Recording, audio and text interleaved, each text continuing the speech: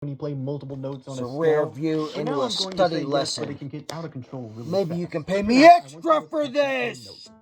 I mean, it's the first letter of the alphabet. I mean, why is it like the sixth number here? That's actually a very important number in terms of music theory, because if we play this front to back within the range of the C major scale, that's an A minor scale.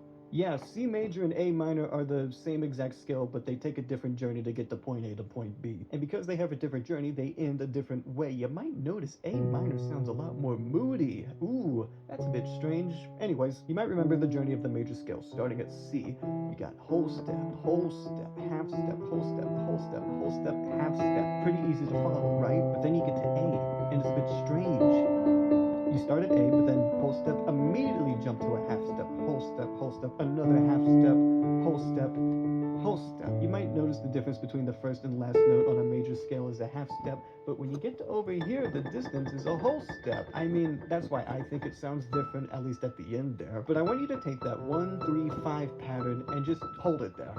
And bring your hand over to the A note. So that way you have 6, 1, and 3. That is a minor chord. It is a minor chord. You might be wondering, even though my hand is the exact same shape, when I drag it over here and play something, it sounds kind of different. And that is because of the third. Not necessarily the third note played in a major chord, but just the third note in the scale.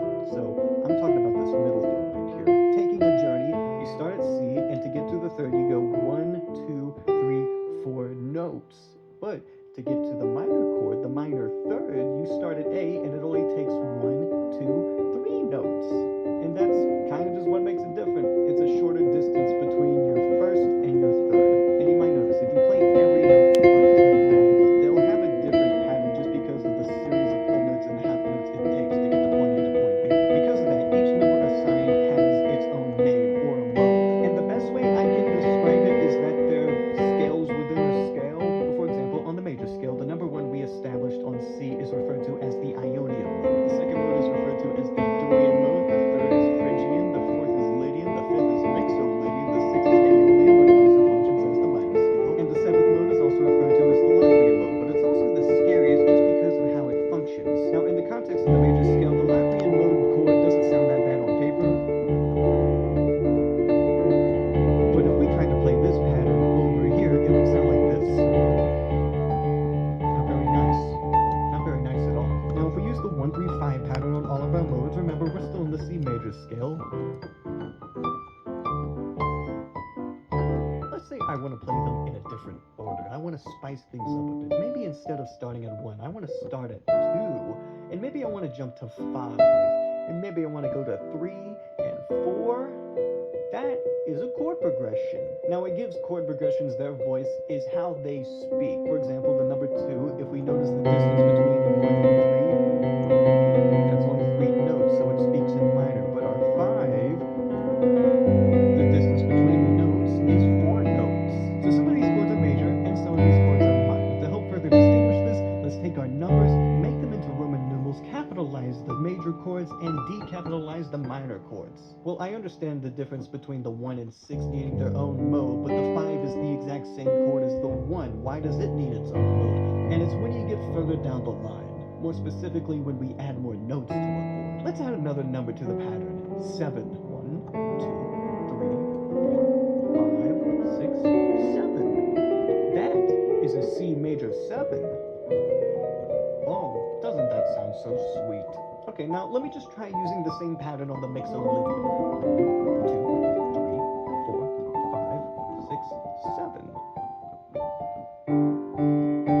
Now that is a G7 chord, not a G major 7 specifically, but just G7. It's probably not that same but chord. it's not exactly minor either. Speaking of, this is what an A minor 7 sounds like. Basically, if a C major sounds like this, a C7 sounds like that. If you want to distinguish a major chord and a minor chord, you'll notice it's within the 3, but these two notes actually stay the same. What I'm saying is that the 1 and 5th, even though they're far apart physically, they're actually kind of best friends with each other. People realize this, and they decided to make a graph out of it called the circle of fifths. And basically, the notes beside each other on the circle of fifths are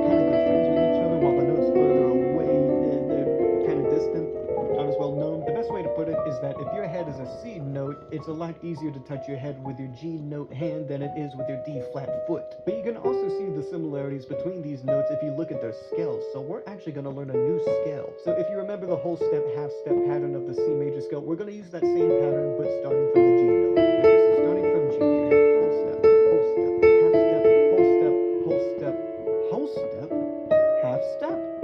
That's a new note. That's the F sharp. We just jumped over F and have an F sharp now. Oh my gosh, that's what makes them so different. That's what makes them so different. And now that you know the G major scale, I mean the same rules pretty much apply. Remember 1, 3, 5, that's your G major scale. And if you go to the 6, it's still a minor voice thing. There are 6.